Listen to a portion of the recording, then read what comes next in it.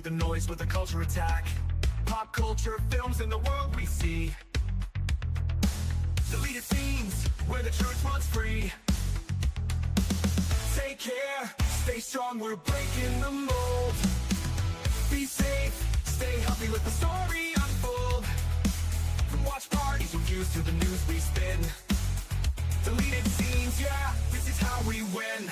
Take care, stay strong, we're breaking the mold. Be safe, stay healthy, let the story unfold. From watch parties, reviews to the news we spin. Deleted scenes, yeah, this is how we win.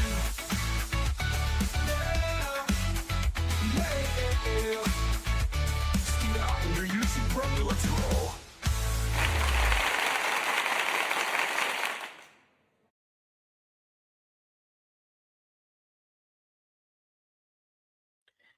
Good evening, ladies and gentlemen out there in YouTube land. I am Deleted Scenes, human being, American, and YouTuber Ronan, and I'd like to welcome you to tonight's episode of the Mystery Movie Night Podcast. All right, I do want to say hello to everyone currently joining us on X. I can't see you, but I know that you're there. Do want to say hello to some people who have joined us here in the live chat. All right, first one here, Lieutenant Giratina. Good to see you, sir. Scrolling down, Joan Venice. Good to see you. All right, my fellow panelists are patiently waiting backstage, so I'm going to bring them on right now. Ladies and gentlemen, the most violent woman on YouTube. She has a staple remover and a thermos, and she is not afraid to use it. Ladies and gentlemen, the reason why I know you're all really here, you know her, you love her, you cannot live without her, Sin's Corner. My weapon tonight is a box of drywall anchors, and they are sharp, so be careful. Yeah, I feel like taking one of these out, just tossing it at the screen. All right.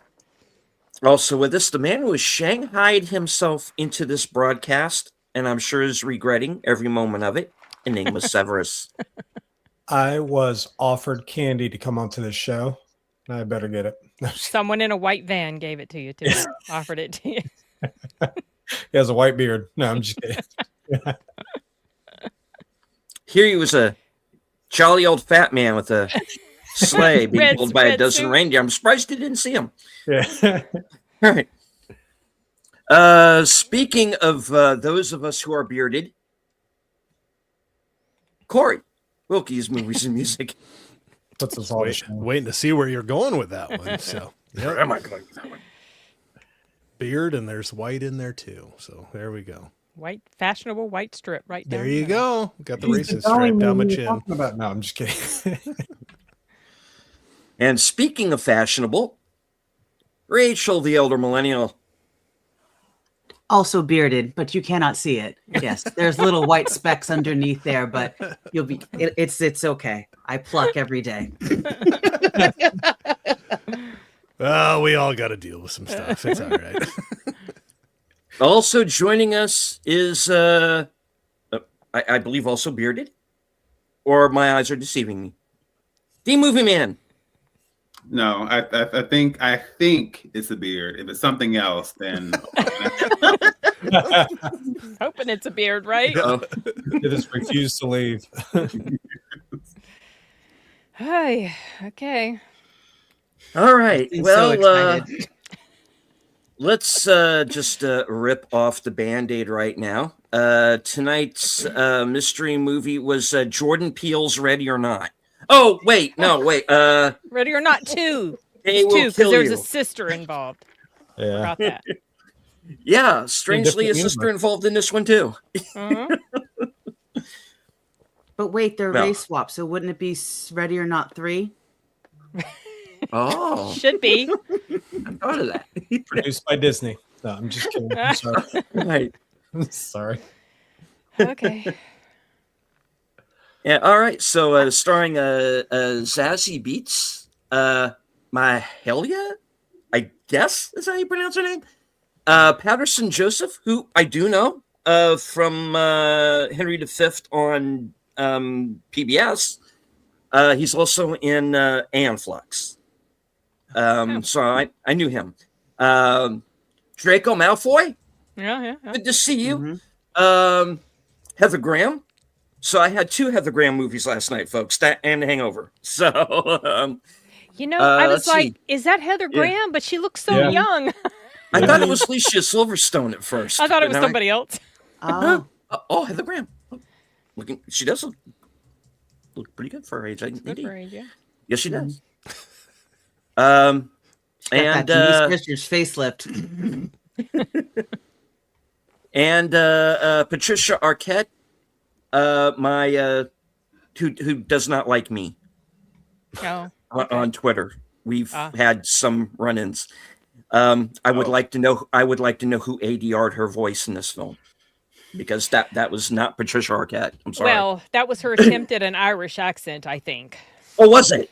Yes, That was her attempt at an Irish accent. I think so. Because I was like, what? And then she would say more words. I was like, well, that sounded like Irish. I And don't then it know. would drop. Because she It was- sounded Emily exactly Kruger, hello. like the. Hey Emily, she sounded exactly like the Boston like impersonators that walk around and things like that and try to do the Irish accent, and I'm just like, no. It wasn't like only some words would sound halfway Irish, like with an Irish dialect. But yeah. Yeah. So I guess it's pretty You know- safe to say that this is kind of Ready or Not meets, I guess, Kill Bill. Yeah, that's And Beetlejuice. And Beetlejuice. Yeah. That was That's my exact- note. My note was Kill Bill plus Ready or Not plus Being Immortal. Well, I was thinking this is like the mid 2000s movie again. I was just like, yep, this is out of your time zone. So Did Yep. you know, I walked out of this movie funny enough thinking, I wonder if Forbidden Fruits would have been better. And I was like, oh my Ooh. God, I can't believe I said that. But now I'm wondering, like, would it have been better? I don't even know what that's about, but I know a lot of people seem to not want to see it. So Yeah, I didn't either. I'm not in a rush. No. I The have one no idea. I haven't even names seen the are trailer. Fruits, so it's just I remember watching this trailer and I was like, oh, I want to see this. This looks good. Yeah. This was not good. Yeah. It wasn't bad. I will tell you. I this might would be an have been- outlier on this one. No spoilers this would here, have but been I might a be an Friday outlier night- on this one. A Friday night, let's watch this at home streaming movie night, dinner time, with Josh and I and whatever. Yes, watch this movie at home if you like horror. It was entertaining. I wouldn't say it was bad, but to pay for it at the movie theater, no.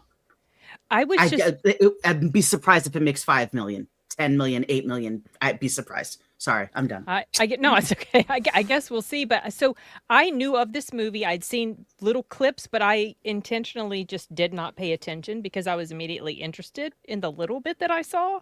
So I had no idea. So this is what I did know. A woman goes up against a bunch of people trying to kill her. Later, I saw mention of Satanists. So I was like, oh, okay. But all the other stuff, like the other stuff going on, I was like, oh, wow, I totally didn't see that coming. And I'm so glad I didn't know that. I did have problems with this film, though. Mhm. Yeah, this one, and maybe this was because I don't remember seeing a full trailer for this. I like that they did not pull a companion and tell you everything before the movie came out. Yeah. Yeah. I'll give Okay. you that. I'll just So put the it like trailer that. didn't reveal what was really, because I honestly don't know. I don't believe it did. I got so bored of the trailer, but you really, you kind of understand all you- the gist of it. They don't tell you how it wraps, how it completes itself, but yeah. Well, I mean, the trailer doesn't tell you what's really up with these people. Well, there's Okay. Connie? there's the hint of the pact with the devil, I guess. Yeah, So- that Well, they don't tell you the like as an example, they don't explain or indicate that Draco Malfoy is not wasted because in the trailer they demonstrate that it was just like, well, dude, you're already out of the film. Like Okay. oh, do that. So Okay. so they let that one go? Okay. Dee's being mighty quiet. I know we haven't all fully said what we think, but Dee was very cryptic in our discussion with Sean, who wanted to join but couldn't tonight. He had some other commitments. And some of the things Dee was saying made me very, very curious to hear Okay. his thoughts. So I'm just gonna say this. I don't know, and I apologize in advance for the sin, but I don't know what sin has been cooking up around her house. I can't say like in her kitchen specifically because that's out of kitchen, but I don't know what she's been concocting in her house because somehow or another, and I guess it's fitting, keeping with the theme of this film, somehow the spirit of soapbox sin has invaded her body. Because I was watching this film and I was just like, You probably know exactly what got under my skin. why do I feel this intense, irrational anger rising out of my body? I was just like, I need to find the director. I need to find so many people and have a very heated conversation. And I would say I probably should have started this, but I didn't want to give it away. But I also have, in keeping with that, I do have a pill cutter here in my hand. Oh gosh! So I figured, like, in keeping with sin, it's just like, okay, that's your weapon. There might be a need for violence, okay? Because I was not in a great mood after this film ended. Wow! You know, it just occurred to me there was an eyeball rolling around. Absolutely. And I still I'm trying to wrap my mind around that. But okay, yes, there was. That was actually the fun part. I actually laughed out loud when that happened. Yeah. There are a couple of funny moments in this movie. I will give it that. Oh yeah. It was funny. It was funny. Yeah, it does have some genuinely funny moments. I do think some of the action does work. Mm-hmm. I just think we've been here before. I feel like I've seen this movie so many times. Yeah. Well, that's not my issue. That was not my issue with this film. Okay. And hello to Belt Loop, who's just stopping by. I understand you are a very busy man who is probably playing hooky from work right now, and you shouldn't be. And that's bad. Go back to work, my friend. Okay. I'm glad you're here. I also do want to say hello real quick to JPRPH1 and, of course, the Bird Woman of YouTube, Connie Cleary. And I did see Emily Kruger here with us in the chat. Thank you. Yeah. All right. Sorry, go ahead. I hadn't said anything. I'm gonna. I mean, I want to say something, but it's spoiler territory. So. I know. So in my review, I didn't care, and I spoiled the hell out of it. I didn't spoil everything, but I just spoiled it because I was kind of pissed at this movie, y'all. Okay. I want to know, Corey, did you liked it? You liked it, did you? Corey liked it. Corey. I'm not saying greatest movie ever. It definitely was not that, but I was entertained. I had fun with it. I was in a good mood apparently, and nobody else was when they went and saw this. Hey, I was in a good mood. When I went to see it. Don't blame it on the movie. Don't blame it on the movie. Don't do that. Don't blame it on the movie. No, yeah, I feel like I'm an outlier on this one. Definitely flaws. Definitely not perfect. I'm not saying that at all, but I was entertained. I had some laughs through it. A little more comedy, dark comedy. Yeah, it was very mixed in through that than I was expecting. Yeah, I for the mystery movie and the price I paid for it, I was entertained. I had a good time. I'll be quiet. You guys can trash it some more. But I agree with you there. Like, not knowing what we were going to go see. I know I'm telling people now, like, don't go pay for it, but don't go pay like $19, $20 to go see. I only paid $7.25 at my AMC to go see this. Like, that's fine. That's worth it to me. It's a mystery movie. I was entertained. It was funny. I've only walked out on 2 movies in my life. I wasn't going to do it with this one because I wanted to see where it was going, but yeah, I'm glad Corey liked it. I liked it. It was funny. I like weird stuff, so it's all right. It's all right. You don't have to. I have a question at the end, and then I have something to say, but we're not in spoiler territory yet. Okay, and I'll say a few good things also. I'm a sucker for Art Deco, so I will say when I saw like the building and the interior and all that, I was like, oh, this is right up my alley. I love this. And the aesthetic, the vibe, all that kind of stuff. Kind of as we get into the stuff going around with the room and the openings and things like that, and the questions kind of popping up in my head and just trying to make sense of what's really going on here. I thought all that was interesting. Then, of course, the plot twist that I wasn't expecting was, I think, well, it was a great reveal to me because I just, like I said, that's not what I thought we were getting with this at all. And let's see, I will say, like, overall, you know, for the most part, it is like a lot of familiar, you know, faces, and, you know, it's an interesting kind of well-rounded cast to an extent. So I do want to at least offer some things. So there are aspects of it that are enjoyable, and, you know, we get into like some really interesting fight sequences. And I do think there are elements, because I thought the same thing very much, Ready or Not 2 and Kill Bill.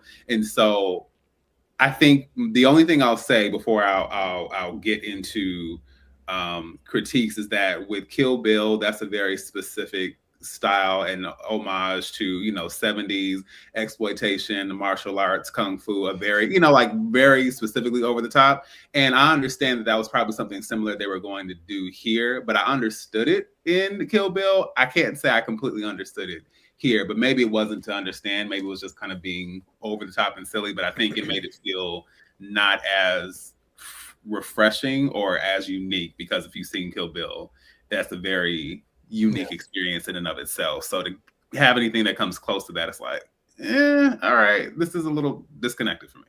Well, I told a friend earlier this afternoon, I was explaining we'd be doing the stream, and I said it's like a Temu version of Kill Bill, and I feel like Quentin Tarantino decided to be like, I'm not going to do this one, you know? Yeah, someone mentioned Quentin Tarantino. But honestly, though, Quentin Tarantino, people will also say he ripped off a lot of older films to do his. So even Kill Bill, there's like Lady Shadowblood, I think. Lady Snowblood. Yeah. Snowblood. Sorry, I knew I was going to say it. It's definitely the major one. Yeah. I'm good at messing up names and titles of stuff. But even for him, for his movies, there's a lot of people will be like, oh, he's just ripping off. He's this one of that. Or, you know, just like kind of like right now, too. You know, you. I mean, he did it good. That was the difference. Well, it depends who you ask. That's true. It's all subjective. Sorry, I'm playing devil's advocate. But he holds into a realm, like, I mean, you can relate it with Hateful Eight. You can, From Dusk Till Dawn, you know, you have this expectation. What was the other one with the stunt car drivers that... Death Proof? Yeah. Yeah, you know, you have Death Proof, so... But yeah, we kind of expect it with him, I guess. I will also say, which is obvious because we got some extended sequences with it, but, you know, I'm always here for practical effects. And so I will say, you know, even though I wasn't expecting an eyeball to be making a journey throughout the film, that, you know, the disembodied head and all that kind of stuff, it was interesting seeing that because, you know, CGI, you know, I grew up obviously in a different time, so everything was not CGI heavy. But still, you know, I understand sometimes that's necessary with certain things, but it is always nice to see practical effects being used. So I did appreciate that, and like I said, didn't see that coming with that particular sequence. So it was definitely can say that was something very different. It's almost like they pulled homages from anything, because now that you know, said the eye rolling around, I was like, oh, just like the hand from the Addams Family, just crawling around and things like that, and spying on things. So, I mean, yeah, it was a funny movie. There were problems, but it was a funny movie. I liked it. Well, in addition to, so it suffered from some of the things that I complain about a lot in, you know, films like this, you know, crazy levels of disbelief you have to suspend for certain moments, like the thing with the table flying through the air and her behind it, or her being caught in the elevator shaft when she fell, her taking on an entire room of people while they just stood by twiddling their thumbs for her to, you know, attack them. That's kind of, you know, if that was the only stuff that bothered me about this movie, it would be scored way higher. But there's this one element, you guys, that, okay, so here's the thing. On Twitter, people were talking about this, all right? And they're like, I'm not going to see this as woke trash. So I was like, all right, why is it woke? Is it woke because it's a girl is the main lead? Is it woke because she's black? Like, what? That doesn't make a film woke. So I was like, I'm still excited to watch it. So I watched it, and I'm like, yeah, it is. It is. It's just very covert. Okay. Oh, yeah. It's not it's okay. Compare it to Slanted. It's not smacking you in the face with all of I'll the give stuff, it that. but it doesn't come out and just blatantly state it, but it is because I started to notice a pattern. I was like, okay, all of the bad people were white. Mm-hmm. Even the maids that had been kind of brought into, like the maids that were allowed to live and be part of the family, none of them were really attacking her or doing bad things, but the white maid was. And her father was white. Everybody else in there. Yeah, so I was like, are you kidding me? Come on. How blatant can you get? Come on. Sorry. The only white guy who's on the level in the whole movie is the investigator, the private investigator, the one guy. Yeah. One guy. Yeah, they but found one. That's right. Like, so 0.1% of the cast that so it's like I've gotten so jaded about this stuff. Yeah, it's like I'm so y'all. Come on, we just you can't tell me there would be not one rich person of color that wouldn't be caught up in this allure of being immortal, because there's a lot of rich people that are not white. There was the husband. She also and he helped her. He helped her. He had his reason. He didn't do any. Yeah, but it was because he was tired of that. He was now the good person. He was trying to help. Yeah. So it's like I don't know. I will not buy that it wasn't an intentional thing, an intentional decision that was made.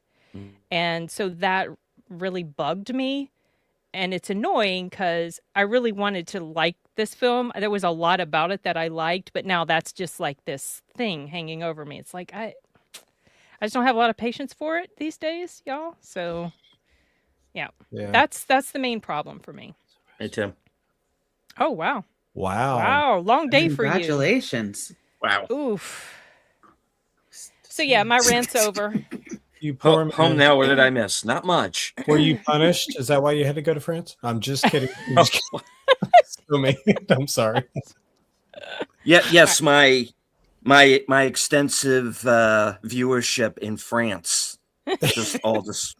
He's gone now. He came back over here. Although there was a very odd, there was a period of time where I was very popular with German men between the ages of 18 and 44. Okay. Wonderful. Those analytics on YouTube are interesting, aren't they? Yes. Because I couldn't figure that one out. Were you doing a review on, World War II events or what? Like, no. Salon Kitty, no. And the films of Paul Verhoeven. No. No. But it's just like I said, those analytics are weird. But I have, I have viewership in India, and I do too right now because of here and there. Durandar. I gotta carve out some time to watch that. Oh, you got to carve out a lot of time. It's a long. Yeah, it is. That's that's a Lord of the Rings comparison to an extent. Almost. Yeah. If you do both of them, yeah. Never mind. Yeah, I'm off my soapbox, y'all. Yeah, I'm sorry. Okay. No, but it's a really good point that you made, because it does explain, because the one landlord guy never gave his reason. He was just like, I have my reason. He did. He told the wife. Yeah. Right. He said he was, before they were like taken off the scum of the street or whatever, and now they're killing innocent people and Yeah. Mm-hmm. But I will give them this, how they kind of explained their relationship and just doing it through the photos. I thought that was well done. Mm-hmm. I like that. New York, 1913. That's all you need to know right there, really. And she was Irish, and the Irish weren't treated well when they came over here. So and Sinners goes into that too. Yeah, that's right, because of Rennick or whatever his name is. Yeah, Rennick. Rennick. Yeah. So yeah, it's one of those movies where I don't know how to grade it, because I get the intent of it. I get what they were trying to do with it. I know that the director, just by what little bit I've been able to read up on him, he's a Russian fella, and he grew up like watching, as we said, Tarantino, Evil Dead, which is very clear the film. So he grew up watching the kind of films that this movie is trying so hard to be. I just think it gets shot down by being this very tropey film that we've seen before, and at least I've seen before anyway. It's the thing where it's not made for me, but not in that, and we didn't make it for you. I've seen these kind of movies. I know all the tricks. I knew where it was going. I knew what it was going to do from the jump. And it just plot point by plot point by plot point did it. And I wasn't surprised. Anybody who's like somebody younger coming into a movie like this, having not seen something like it, they're going to love it. And that's great. Fine. Just didn't punch through for me. I wish it did, because there was a time when I would have been, oh yeah, it's the best movie out here, and like, no. And I think I'm past it. Oh, you know. Go ahead. I was just thinking it stacks up a little bit towards, how Gunpowder Milkshake was coming across as well, with the entire young ladies movement, the trying to do over the top action, but still try and maintain reality to an extent. And it just doesn't hit well. It's like or the, what was it? The 355. I skipped those. Those two. Oh, I haven't seen either one of those. I just remember it releasing in January and having it be a big deal. It was a January release because it's, January movies tend to not be good. The 355, you mean? Didn't that just go straight to Netflix? It promotes feminism, and they're just a decade behind, like, yeah. And again, it's not that the storyline was bad. It's not that it was bad effects. It's the simple fact that it's a bad conclusion to a situation. It's just like, no, that's not how that works, Yeah, I'm not going to say that. Obviously, I didn't have the same vantage point as far as that piece of the story, because you already know how I feel about that word and how it's pervaded all aspects of media and society. I understand we're all going to have different vantage points, but I need to hear something else besides that specific word.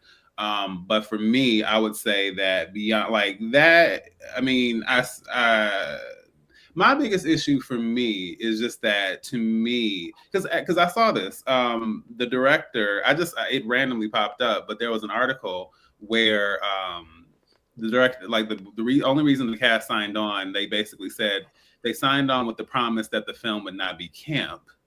And that's the only reason they agreed to do the film. And then I was watching and I was just like, I'm not sure what I'm squirting everywhere. I was just like, I don't know what I missed here, but like, this is not a film that's, and I don't understand. Like, I don't know. That baffled me, because that was kind of my bigger issue. Like, horror comedy is already kind of dicey for me, because sometimes it can really, really work, but sometimes it can really, really not work.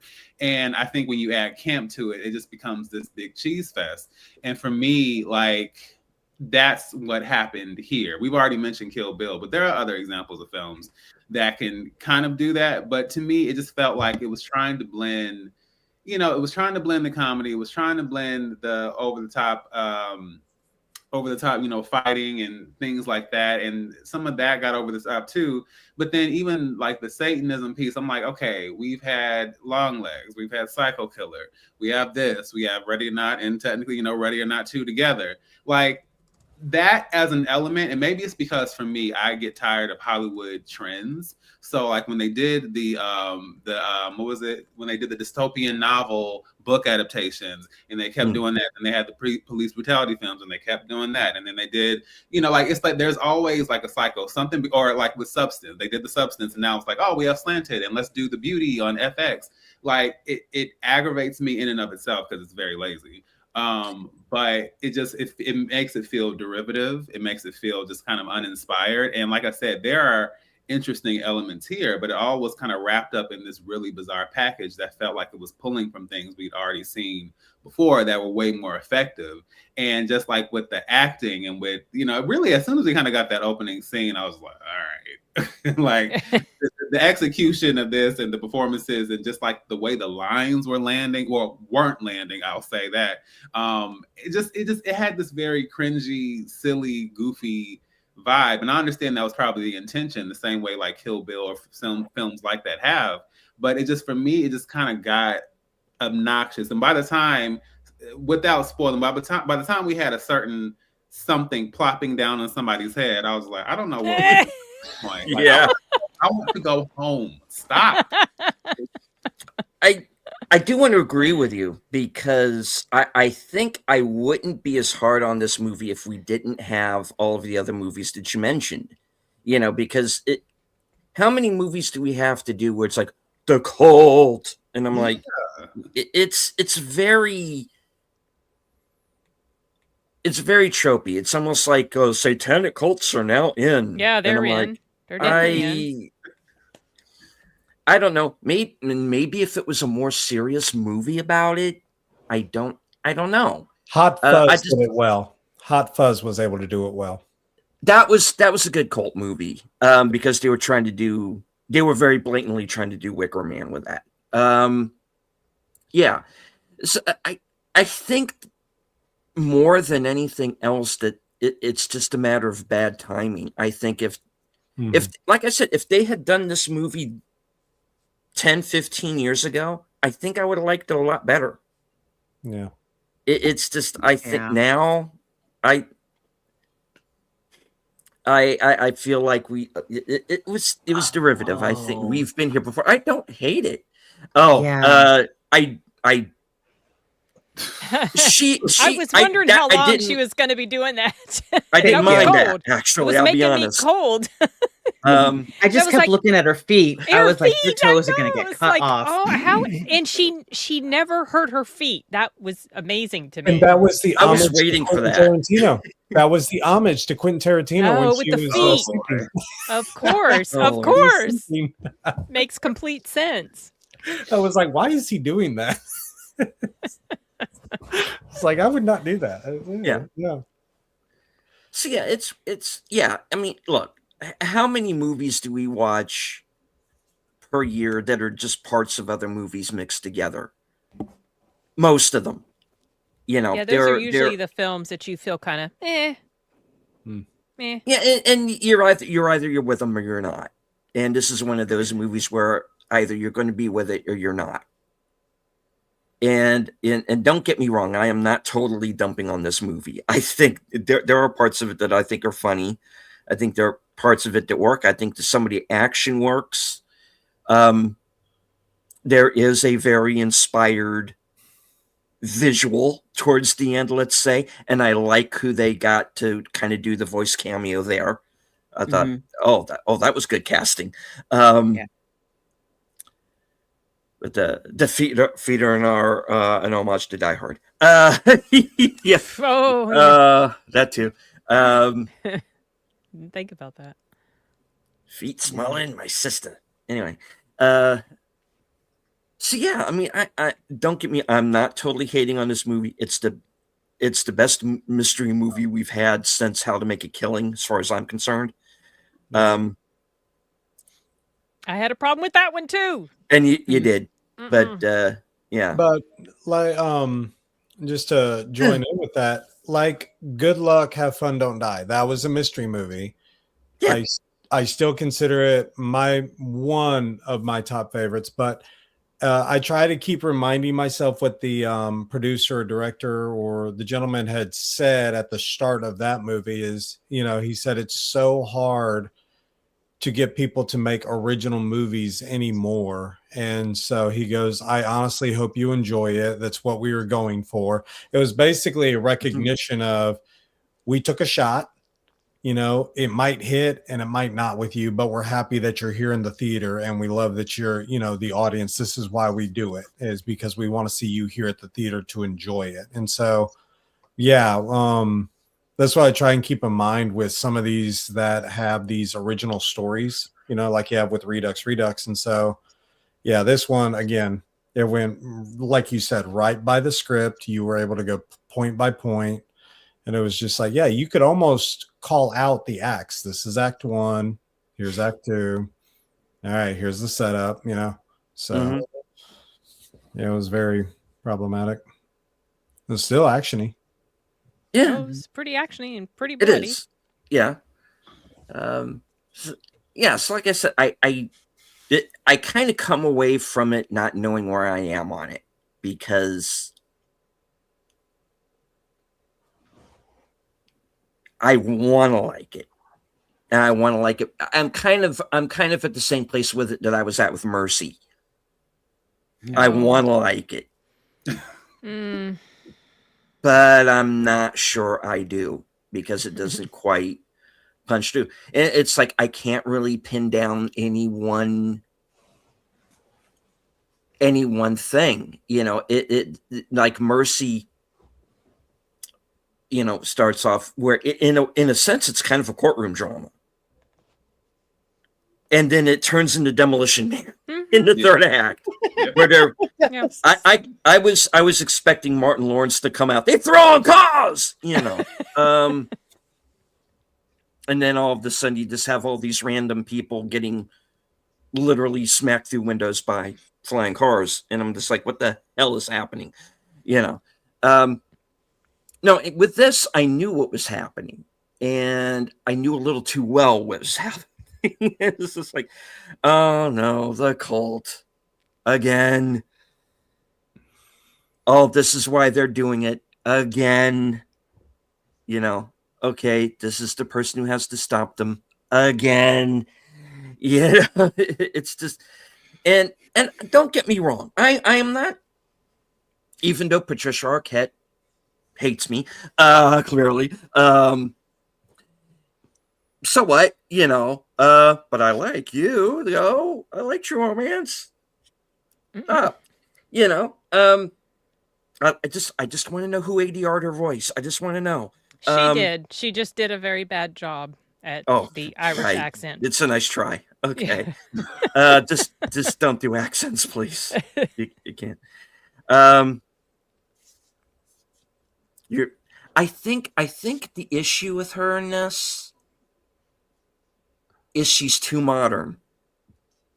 And I know that there's the whole thing out there of, having, modern actresses can't do like period films.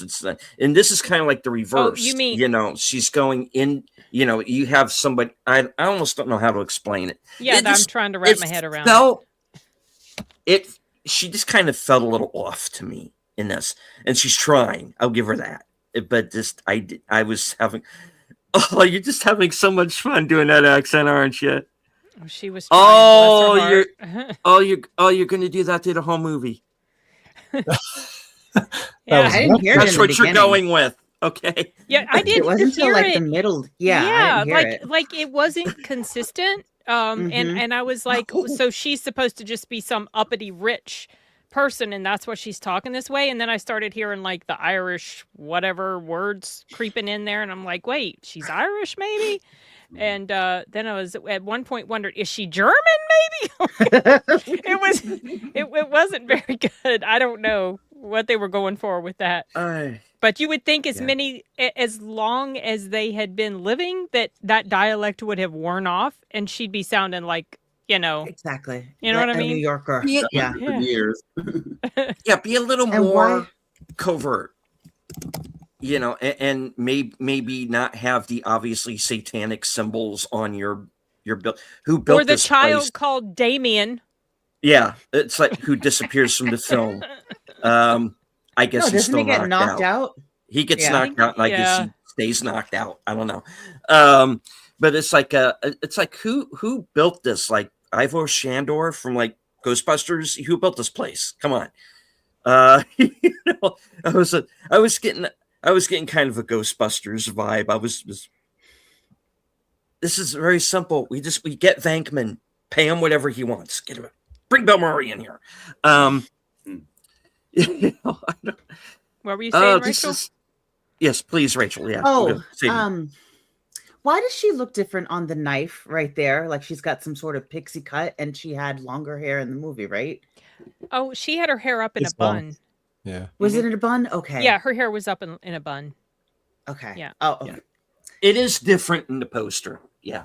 it's Very much so. Anyway. Okay. Yeah. So we're gonna get into spoilers, right? All right, folks. If you do not want to hear spoilers for the film, I'm going to Just put mute the us. spoiler. Just mute us. We'll Don't put the leave. spoiler banner up. Don't leave. Just mute us. I'll put the spoiler banner up if you don't want spoilers. And when I take the banner off, you're good to go. So okay, we are going into spoilers in 5, 4, 3, 2, 1. 3 to make like ready. 56, 27, 1, go. Sorry. Go Take ahead. away, Rachel. Hut. I thought, okay, she goes to go rescue her sister. Her sister's like, nah, I'm good. I'm like, okay, great. Movie's over. Everyone get out. Like, why are you still there? I'm like not knowing the twist that was coming later. I thought that twist that was it accidental that she took over the maid that was supposed to be the sacrifice, and it ended up like just being her instead. Yeah. Okay, I don't. That's what I wait, thought. Yeah. Wait. You mean how she was offered to be part of this family? So, How's Oh, wait a Ozzy- second. Wait. how's I'm sorry. Ozzy How's ended up there? Ozzy?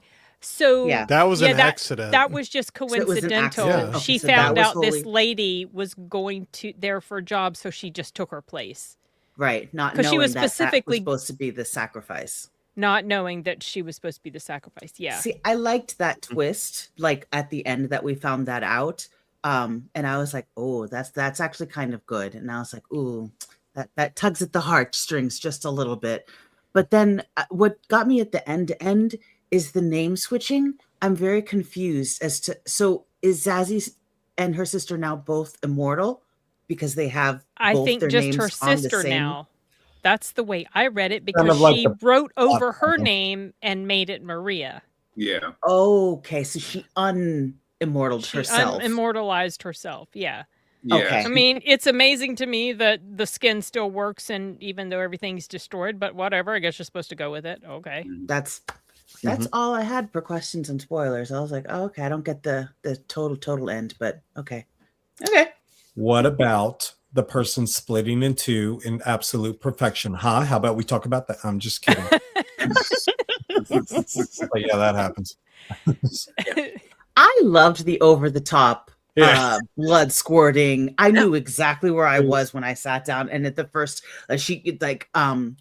Heather Graham's head goes off. I was like, yes. I No, laughed. it was, I was laughing Tom. with that violent. Tom Felton, his head went off. His head went off first, and I was Yeah. like, damn, that was a short part. And I was like, wait a second. When they walked out of the room and he's carrying his head, Carrying I his started head. laughing. I Yeah, started me too. Well, that was like a twist that I didn't get. So when they had the fight, which I really liked that fight in the room. Yeah. They had the fight, and she downed everybody pretty much, and she like somehow she incapacitated Heather Graham's character, but she didn't kill her. And I wrote down, this is going to be one of my cons. It's like, why didn't she kill her? You know how they'll get someone down, because that was a fight to the death in that room. And it's like, why didn't she just kill her when she was down? So it's still a little bit of a con. She just left her there. But then, of course, you don't know they're immortal, so there's nothing you can do anyway, because they all come walking out again. But I like the dark comedy in here, and I like the crazy, over the top ridiculousness of a lot of it, not all of it. You know, like being caught in the elevator shaft, the thing with the being able to crawl up on a stainless steel kitchen table undershelf and hide behind all those pots and pans, she and her sister both, without the guy hearing what they were doing as he was coming into the room to look for them. Or not being shot in half when behind a table Behind of the- wood. Yeah, or even the mattress. The lady shot through the Oh. mattress too, and it didn't hit her.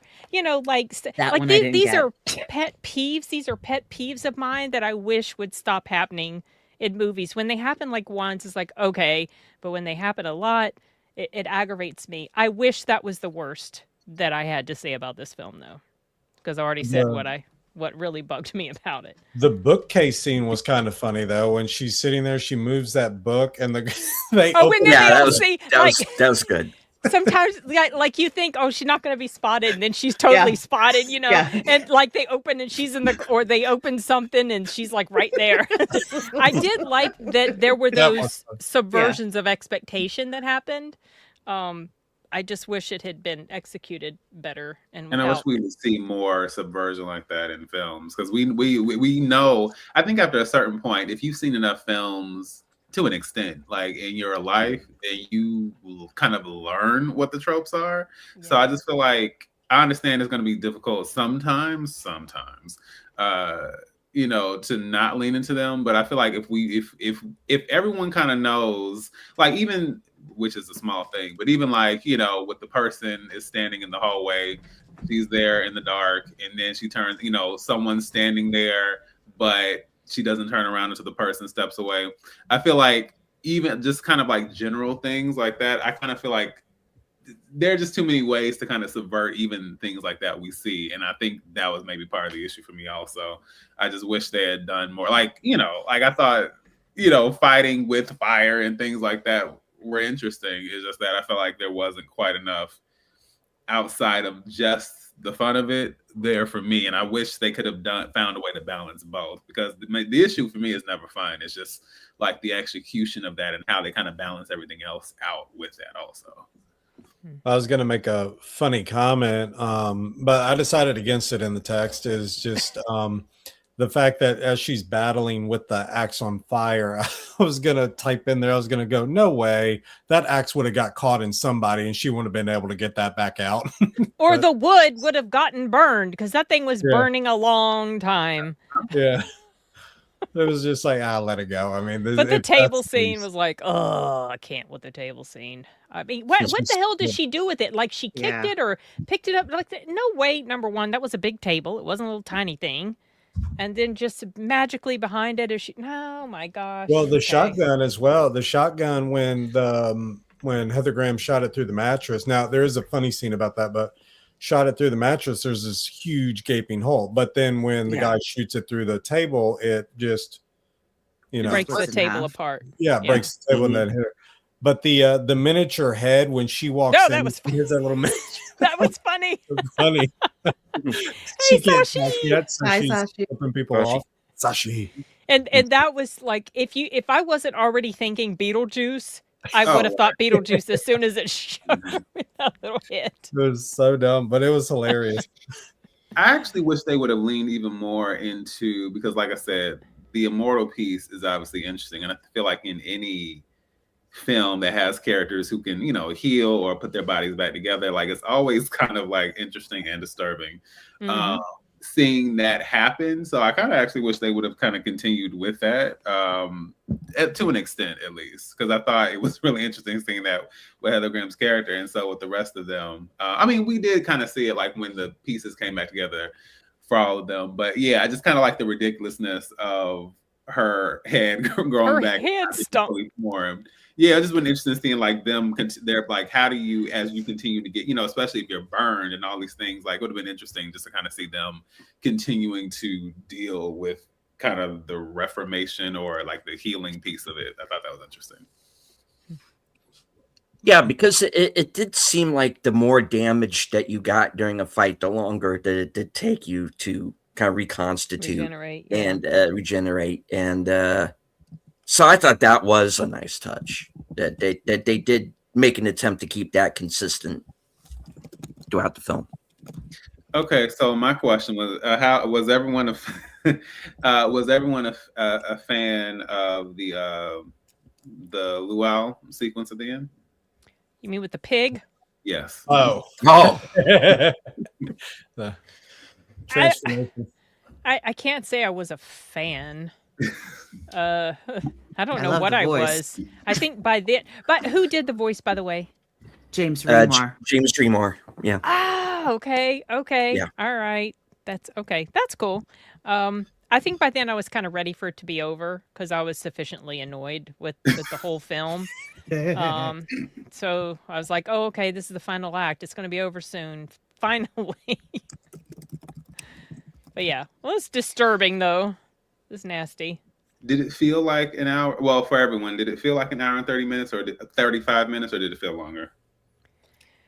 No, it was okay. I was happy I was getting out about 9. So I mean, Yeah.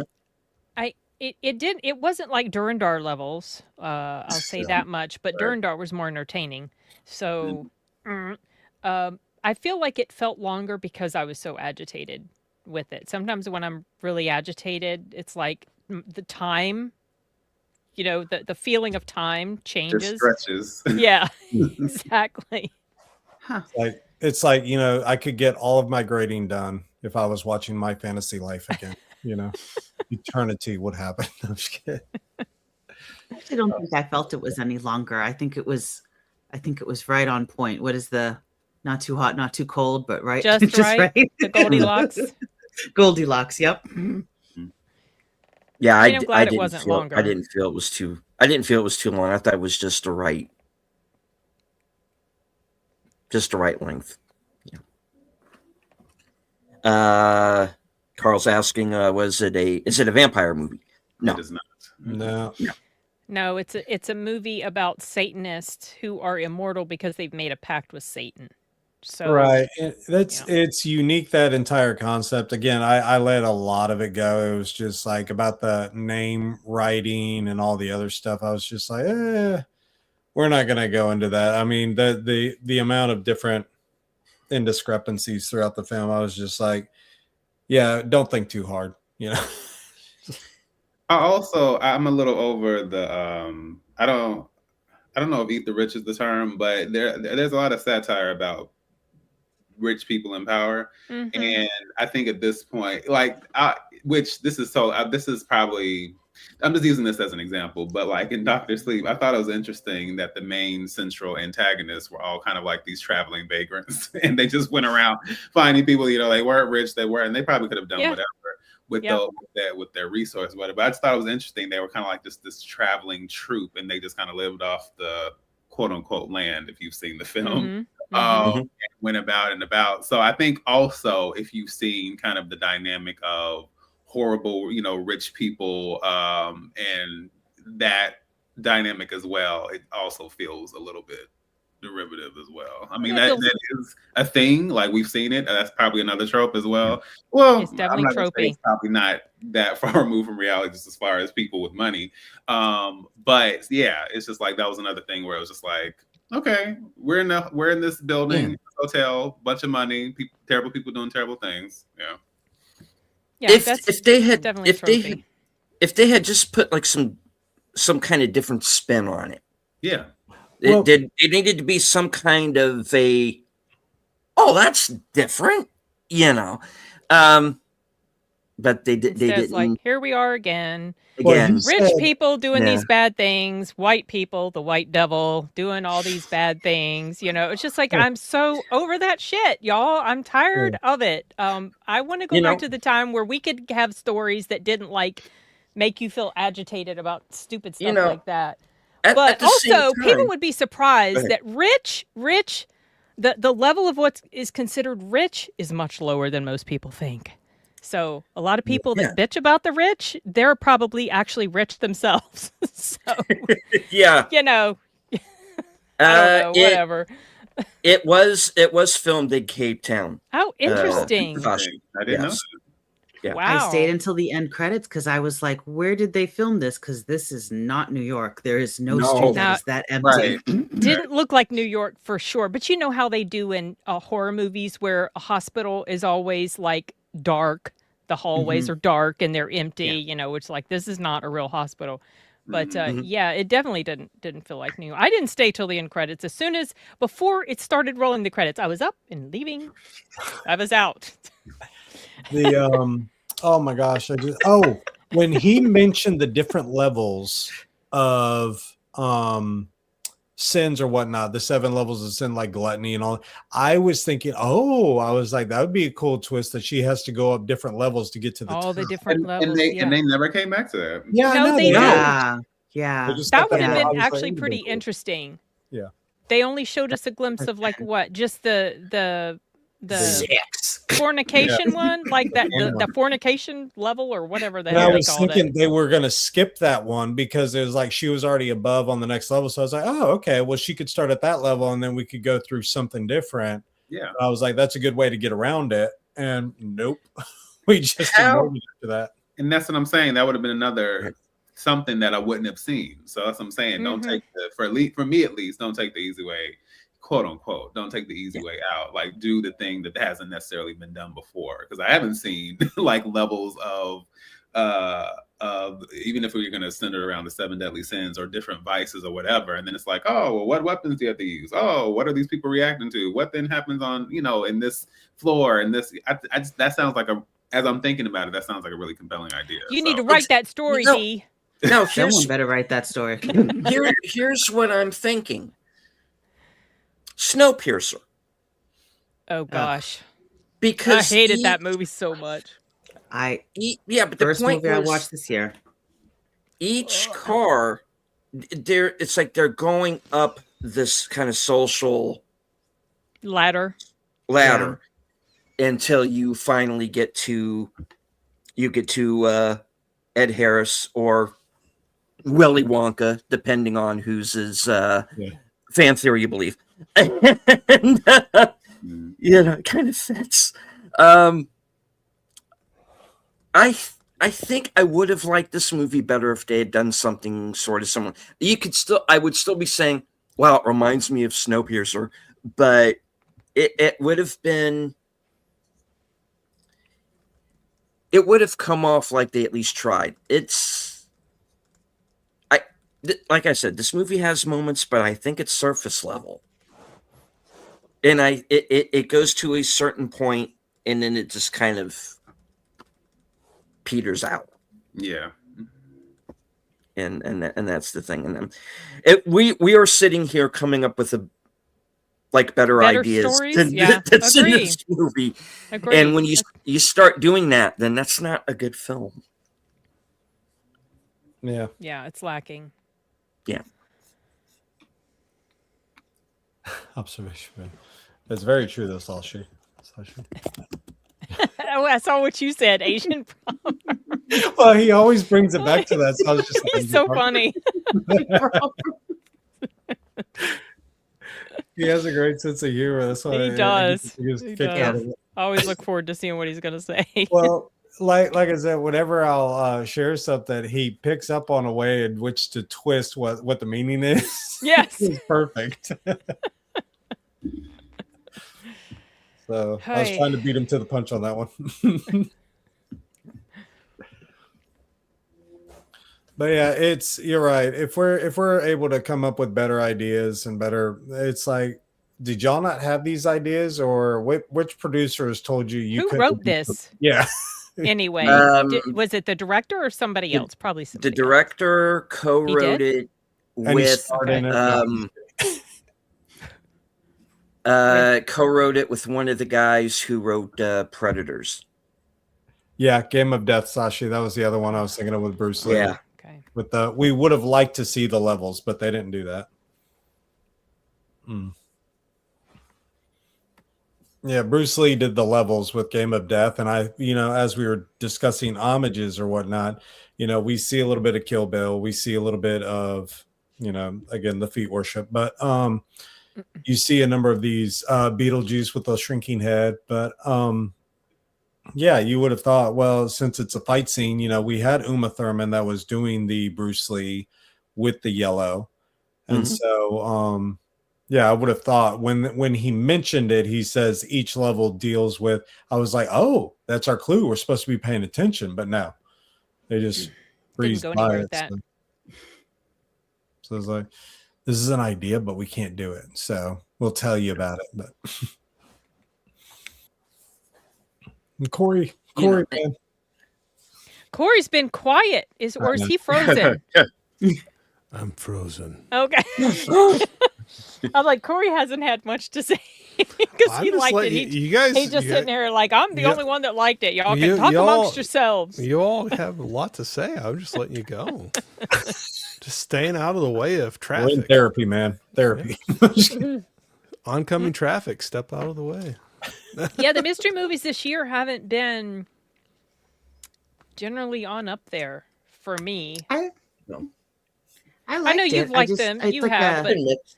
I've had Yeah. better years, is what I'm trying to say. yeah, this is honestly my first year doing this, so this is Oh, quite okay. interesting. I'm just having fun Um, going to the theater a lot. So I do I'm miss gonna go that, see that's why. the Yeah. Mummy Returns on Saturday. Or I think that's what it's Ooh. the Brendan Fraser. Yeah, that because that's coming back, so I'm looking forward to that. Yep. thought I told you no more wild parties. Tied to the chair. Yeah. All right. So if we all sort of covered all the spoilers that we want to get to, or Yes. I think I'm done talking about this movie. Done. Done. I will. Dun dun dun. Oh, I will take off the. who has seen? It was a K-pop reference, Corey. Who has I Didn't seen? pick up on it. Dun, dun, Haven't seen dun. it. Hail Mary. Who has seen Hail Mary? Oh, we can't delete it. Hasn't yet. Oh, I haven't yet. I was hoping to go. I was hoping to go last night, and I Haven't got seen it kind of. yet. Yeah, I got invited that's on right. another thing. So Oh, okay, you said you didn't think you'd have time. Yeah. Mm. So I thought I was supposed to watch K-pop before I watched Hail Mary. You can watch K-pop. That's on at your home. conscience, Corey. well, they do fly. No, Enigma, I was have supposed to see it ask last you weekend. afterwards about the reference you said. Oh, yeah. Yeah. I can So. direct message you on it. Have you seen Hail Mary yet? Who are you asking? Oh, I'm sorry, Miss Rachel. Have you? Yes, sir.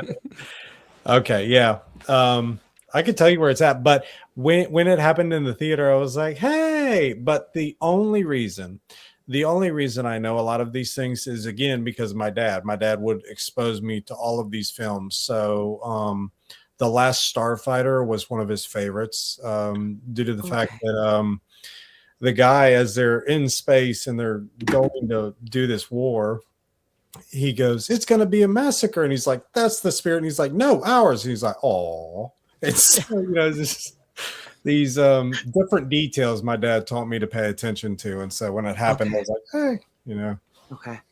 All right. So, yeah.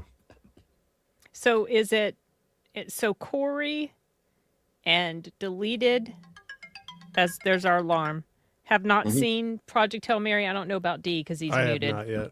And I don't D think has. D, I'm D pretty has? sure has. Yeah. Okay. Yes. Okay. Nope, I have not. Incorrect. Oh, You have not. Okay. All right. Oh, I didn't think I'd see it. I didn't think I I'd could've seen a sworn. review of yours floating around. So darn it. yeah. Are you going to see it, D? Theater. I probably will. I just didn't get around to it when it came out. Okay. Mm. It's a little lengthy. It's it's Oh, not it's a in the short film. theaters. I might go see it again. It was really fun, enjoyable. Who The, all has read the book or listened to the book? What are Part of books? I would say like about maybe a little under half of it. I I'm need a little under halfway. Okay. Yeah. It's I a very read the book by Okay. osmosis. oh that My doesn't count. boyfriend I read don't- it. This isn't Oh. a spoiler. He was next Yeah. to me the entire time. Oh geez. Well, okay. This didn't this really. isn't a spoiler, but go on to SNL eventually. Go watch this on YouTube eventually with SNL with Ryan Gosling trying to get out of an engagement. It's an SNL skit, and he's trying to get out of an engagement, and he's doing this heavy whispering, which just Like ASMR or something. sells the bit so well on the thing. And it's Gosling who does the engagement SNL. Well, he does it in Project Hail Mary, and it's so funny how he does the whispering. So, yeah, when you had mentioned Sin in your review on him carrying the movie, he really Yeah. does. Oh yeah, because he's by himself a large amount of time. Did you see the little clip of what he said when he came to the one of the showings in California. I think this was on Film Oh Thresh yeah, channel. I saw that. He came out there and he was like, it's not your job to keep the movie theaters going. It's our job to make stories that are good enough to make you want to come see them. I thought that was very good thing that he said, because it's true. A lot of people do stay away because, number one, a lot of stories aren't great and the tickets are so expensive. But if you get a banging story, people are going to come. So, But yeah, that's a really good movie. I tell you. All right. So going one time around the horn, where were we on the movie? What would be the score? I'm giving it a 2 out of 5. Yeah, It falls as decent on critic list. It's just like one notch away from being like bogus or whatever. I'm going with 3. 3. Yeah. It's not horrible, but I mean, there's going to be some fans that enjoy it. They're going to enjoy it, but yeah, it's been done before, so yeah. Guys, D, what score would you give it? You still thinking? What? For me, I can't say I was a fan, so it was probably like D+ for me. Oh, okay. You were really not a fan if it's a D+. I'm Rachel? a 3.5. A 3.5. I thought Okay. it was funny. I thought it was good. I think people should watch it at least matinee showing or at home when it comes out streaming. Okay, so that's like a 70%. That's generous. I don't Corey's believe like, in rating movies. Giving it 100. I don't believe in rating movies. Get out. I'm bad at that. I'd say I had fun with it. I understand everything you all have said, and it was over the top, silly, crazy, some dark humor. Maybe it hit me at the right time that evening when I went and watched it. But I had a good time with it. Not greatest movie ever. Did it pull from other movies? Yes. Did those movies that you can compare them to pulled from other movies before them? Yes. And I had fun with it. Let me say this: we don't. I don't think there needs to be any disclaimers or justifications for why you feel like I enjoyed it. I had a great time with it. It was a great experience. Thank you. All right. No, you're right. I'm just saying. I understand like why, but it's just like no, it doesn't have to be. I had a good time. It hit on all levels for me, and that's it. All the other stuff is. Corey gets a little, like he feels like he has to sort of, accommodate what other people might think. Don't worry about it, Corey. None of us are going to yell at you. No. I'm not saying best movie ever, and that's not me waffling, but I did have I'll say this. I had fun with it. I had a good time. Well, it was over the top, crazy, silly, but I had fun. I love Dee's comment towards me when I mentioned Dee was not a huge fan of Ready or Not 2.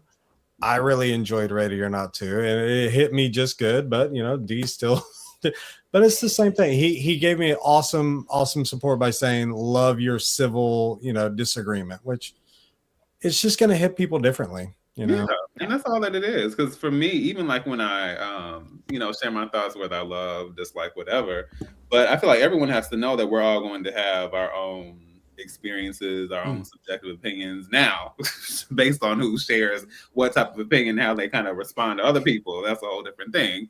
But I will say, just in general, like I've told people before, like, there's nothing to feel quote unquote bad about or, whatever about it. Because ultimately this is just entertainment. Like this is about our specific experiences and it hits people differently. Even the best films, some of us it doesn't connect with us. And some of the worst films we can find, something to appreciate about it. So yeah.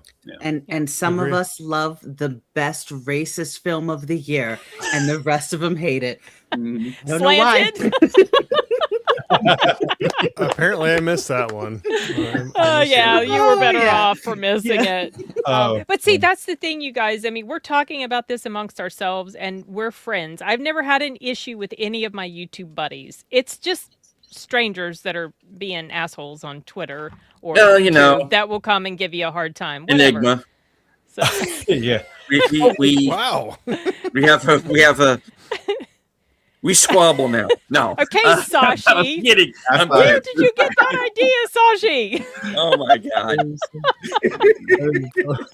Sin, you've been exposed. I'm so sorry. Okay, I thought you were going to prevent me from being canceled. Because I didn't like stupid. What was the name of that dumbass movie? Oh gosh, Kung Fu Hustle. Oh my gosh, Oh. it's so fun to see that right there. Oh, hated that film. It's Why? so fun. Why? It's Why? too stupid. It's too over the top. It's Looney Tunes in real life. Yes, and I don't Okay. like movies Right. like that. Like that. And Okay. I was the lone voice of reason in that panel discussion because everybody else thought I had just completely lost it. And I'm like, listen, all the stupid things. Like they're like, you didn't like the lady like with the cigarette. I was like, no, she was annoying. And But she had us watch K-pop Demon Hunter, so we had her watch that one. I made them watch I was like, if I Oh. have to watch this, you're watching K-pop Demon Hunters because it fit in with our see. book release stuff. So yeah. All right, that's I can go. Oh. But I on. thought Well, you both know were what? great. I'm Yeah. glad you gave it a try, Sin. Honestly, I'm it's not. not for everyone. I'm not. I really didn't want to. But we knew about the ridiculous. It's like that Kung Pao movie, the remake that guy did, where Oh, he inserted gosh. himself into. We knew it was gonna be dumb. We know it's. But that's why we think it's funny. I just don't like. It's like that. Spatty, you son of a bitch. No. They very rarely work for me. So yeah. All right, we're gonna make you late. Yeah. Deleted. Yeah, and Sorry. as for my rating, 2 out of 5. Sorry, it was a little too derivative, a little too the cult again. I mean, take the rest out of it.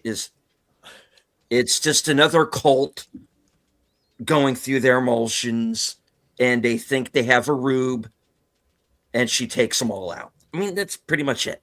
You know, and it's like, but there are people who are going to enjoy it. I get it. I don't think this is going to be like on my 10 worst or anything at the end of the year. No. But no, not for mine. But yeah, Slanted will. Slanted will. Oh yeah, because that was so blatant. I was way more upset. She's gonna counter. It's my best. Yeah. Oh, I was way more upset with Slanted, and I was way more bored with Fantasy Life than I was with this. At least I was engaged. It had moments, so there are things I like. There's things I didn't. When I head over to Criticalist, it's probably going to be somewhere in the decent with me too, but I wish it could have been. It's a movie I genuinely wish it for me would have been better. But same. And Sin, I was gonna say, I think you guys were talking about the Fantasy Life. Apparently, I Swear was the mystery AMC movie that week. Oh, are you serious? Oh, wow! Which was and you didn't go that day, did you? I did, but something came up as I was going to see it. So you would have had a totally different movie to talk about if you joined our. Man, huh? Yeah, it's okay. But yeah, but the bit of it I did see, I really did enjoy it. So I was like, I gotta circle back around to this later. Yeah, I want to see that, but I feel like I need to get ready for the. I know it's going to be painful. Yeah, correct. To see it, and I'm not always. And that was the other thing, because I was like, because there ended up being a conflict, but also I was just like, oh my gosh, this is. Are you ready for it? Yeah. Right, because already at the beginning you see that the lack of understanding, the fact that he's not believed about the fact that this is seemingly coming out of nowhere. I'm like, oh, I hate stuff like this. That's the experience, but still, it just was like, yeah. No. I actually have it. I just haven't watched it yet because of all of those Hola, things. ¿Cómo va, amiga? Hey there. Todo bien. Hello. We are about to. Nice. We are about to wrap it up, because I do have to get on over to my next show, which is live from Sparkwood 21. Going to be joined by Aged Boomer and our returning heroes, Troy and Netter, back from MegaCon. Back from MegaCon. So, yeah. So we're going to be watching episode 4 from season 1 called Rest in Pain. Just a very sad but very good episode. So that's why we did the deviation last week. Okay, I got you. Yeah. Yep. All right. So we're going to go one time around the horn. Sin, what do you have coming up? I don't know. Maybe my review for this dumbass movie. I filmed it right before the stream, but I recently released my review for Durandar 2. So that's what I've got. And I think I'm going to be on Thirsty Thursdays this Thursday. All right. Right on. Hurry up. Corey. Jesus, okay. Wow. Oh, well, in that case, Miss Prissy, little Miss Princess Priss. Okay. Stop. I'll right. leave this. Get me off your screen. No. Not too much happening. Sin mentioned Thirsty Thursday. I believe I might be joining on that one as well and do my Friday lunch live streams. But other than that, some things in the works, but that's what I got for right now. Thanks for having me on again. It was a good time. Of course. Rachel. I too will be on Thirsty Thursday. Is that a second alarm? Okay. I too will be on Thirsty Thursday. I am watching a movie every day, and I'm also doing research and remembrance for in memoriams. The Oscars can't do it correctly, so I've got February, March, and April coming out with everyone who's passed away. So just keep an eye out on my channel for all of those. Thank you. All right. D. Hey everyone, this is D Movie Man, fellow cinephile, popcorn addict, and emerging film critic. And I am just going to, of course, be giving my review for this film. It's just kind of like a quick little out of the theater reaction situation. I also had a chance to meet up with a pal of mine and discuss Ready or Not 2, which was a very interesting, unexpected collaboration that happened. I'm one of the writers for the media outlet, The Latino Slant, and I just dropped a written review for the film The Maldor, and then El Cautivo, or The Captive. And, feel free to check that out as well. We also are going to be having our live stream episode for discussing Project Hail Mary and Ready or Not 2 next Friday. Correct me if let me know if that's right, Sin. But it should be next Friday. Yeah, yes. No, actually, not next. This. No, this. That's right. See, yeah. I'm already. Okay. I was all off. Sorry. Yes, came so fast, but yes, that'll be happening this week. So feel free to support and check us out and all the things. All right. Enigma. I will be wherever I am told to go. So I'll be live at Sparkwood. Basically, if anybody's posting their reviews, I'm basically propping them up. So I'm going to be commenting and then trying to sway others to my side. No, just giving encouragement. As long as you guys are loving these movies and making the effort to want to go and see something new and enjoyable, then I'll try and support you the best I can. All right. As for myself, live from Sparkwind 21, right after this program is over, you'll be automatically redirected. Let's see. What else? Thursday, I will be joining, and it suddenly got very dark in here. I need better lighting. Hi, I'm Vincent Price. Okay. Dun, dun. All right. It's Dracula with this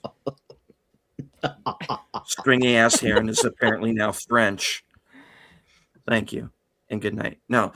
All right. Well, I'm going to be joining Outlaw Bill for Action Theater, and we're going to take a detour from Film Noir Month to honor Chuck Norris. We're going to watch Lone Wolf McQuade. That's going to be Thursday at 5:30. And then later on that evening will be my program, Coming Attractions, where you get to find out what I am going to be doing in the next week, up to and including my appearance Saturday night on Films with Friends, hosted by Big Al Presents. And this week's movie is going to be Godzilla -1, as we round out our Evelyn Hampton Memorial Monster March. All right. That's a good one. Indeed. So, any last words before we wrap the show? I got nothing. Go watch a good movie, y'all. Yes, support original films in the theater. Please do. Mm-hmm. And don't be hard on your friends that like movies that you don't like. Yes. Nobody's being hard on you, Corey. I'm joking. I'm totally joking. Corey has been fired. I'm sorry. Exactly. I will refund my salary to you. Just you wait till you power wash again. Yeah, exactly. Back to the power washing game. There we go. All right. Well, I'll just go ahead and wrap it up. I want to thank everybody who joined us here in the live chat. Everybody who joined us on X. I can't see you, but I know that you're there. And anybody who might have been lurking, which is perfectly fine. You don't have to engage with the chat. This is as long as you enjoyed the show. Well, everybody except Corey. And no, he is quite a troublemaker. I'm sorry to say. Like I said, you don't have to engage with the chat. This is as long as you enjoyed the show. Hit the like, shout out the stream, do all the clicky algorithmic things that YouTube likes. And as I always say at the end of every broadcast from HQ, in all points north, south, east, west, and beyond, good night, take care, stay strong, be safe and healthy, because this is how we win. Bye. There's going to be music. I like this song. Thank you, Troy.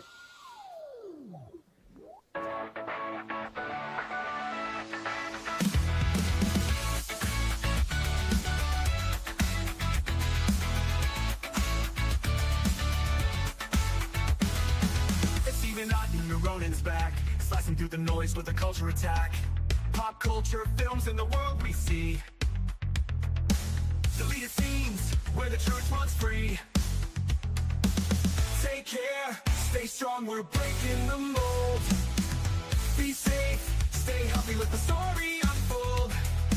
From watch parties reviews to the news we spin. Deleted scenes, yeah, this is how we win. Take care, stay strong, we're breaking the mold.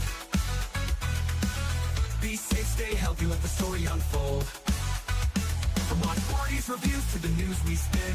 Deleted scenes, yeah, this is how we win. Yeah. Steal out on your YouTube, bro, let's roll.